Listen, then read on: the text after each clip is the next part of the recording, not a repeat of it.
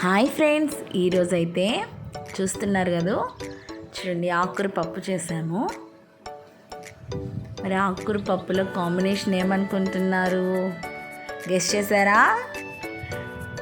Yes, ఆకుకూర పప్పులోకి ఆవకాయ ఊరగాయ అన్నమాట. చూడండి ఆవకాయ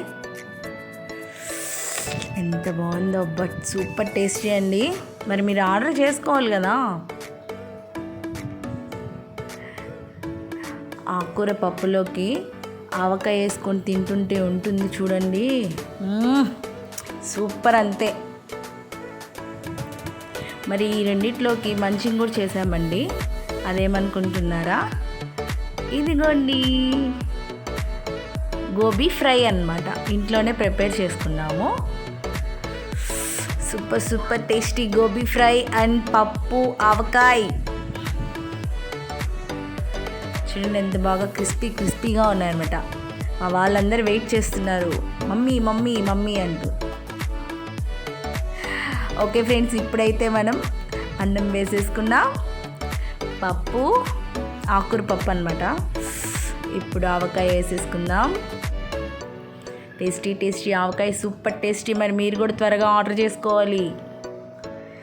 మరి దీంట్లోకి మంచిగా మనం ప్రిపేర్ చేసుకున్నాం కదా గోబీ ఫ్రై, అది కూడా పెట్టేసుకుందాం. చాలామంది ఆవకాయ ఒక్కటే తింటూ ఉంటారు కదా, ఇప్పుడు ఆవకాయలో పప్పు వేసుకుంటే కూడా చాలా సూపర్ టేస్టీగా ఉంటుంది. మీరు ఎవరైనా అలా ట్రై చేశారా? చేస్తే కామెంట్ చేయండి. ఇప్పుడైతే మేము అలానే ట్రై చేస్తున్నాం. ఫస్ట్ ఆవకాయతో ఒక ముద్ద కలుపుదాం, తర్వాత పప్పు వేసేసుకుందాం. టేస్టీ పప్పు ఆవకాయ. ఇప్పుడు గోబీ ఫ్రై పెట్టేసుకుందాం. మరి ఇది మీకోసమే ఫ్రెండ్స్, ఈ ముద్ద మీకే. టేస్టీ పప్పు ఆవకాయ. టేస్ట్ బాగుంది కదా.